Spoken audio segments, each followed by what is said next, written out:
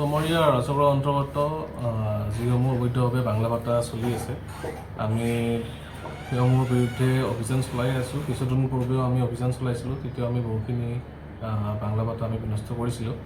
আজিও ঠিক তেনেধৰণে আৰু নতুনকৈ গঢ় লৈ উঠা কিছু ভাতা আমি খবৰ পাইছিলোঁ। ঠিক তেনেধৰণে আজি আমি বামুণবুৰী এলেকাত তাতে আমি আৰম্ভ কৰিছিলোঁ।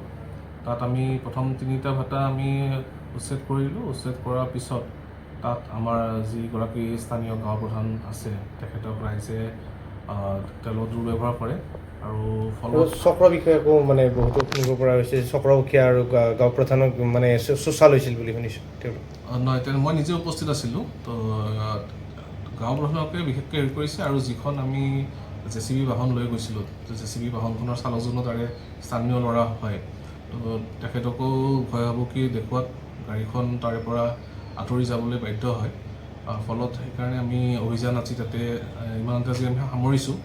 কিন্তু অনাগত প্ৰকাৰ কামৰূপ জিলা প্ৰশাসনৰ যিখিনি অন্তৰ্গত অবৈধ ইটা ভাতা আছে বিফল হোৱা পৰিলক্ষিত হৈছে নেকি অবৈধ ভাতাৰ বিৰুদ্ধে অভিযান? নাই, আমি যিমান দিনো অভিযান চলাইছোঁ আমি সদায় প্ৰত্যেক দিনে আমি তেনেধৰণৰ উচ্ছেদ চলাই আছোঁ। কিন্তু এতিয়া আমি আৰু তীব্ৰ কৰিব লাগিব আৰু আগন্তুক দিনক আৰু আমি বেছিকৈ সাজু হৈ পেলাই যাম আৰু যিমান তেনেকুৱা ধৰণৰ অবৈধ ইটা ভাতা চলি আছে যিসমূহ বাংলা ভাতা বুলি কয় সেই গোটেইসমূহ আমি উচ্ছেদ কৰিম। আজি কিবা ব্যৱস্থা লোৱা হ'বনে?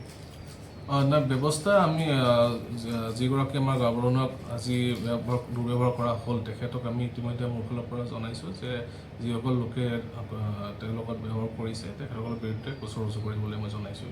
গোচৰ ৰুজু কৰা Sengbo, caani ko apsan to chi jo thai thai na skang sengbo. Yan nang ni BNB mangna aruan sini samtang tang na namja. Anda kapat ko caani chi dengtang sabis ko manama. Yanda kapat orang ko basa ko ba di jakal na paltaya, soe gala, arun ala rango pake gala. Di ba daude? Ruko, ya repurpose use cooking oil ni skimo, ya toko biodiesel thari nagta jakal gen. Unigaman, sengbo, antang ni BNB mang, arun ang di samtang tang ko na me rakibo.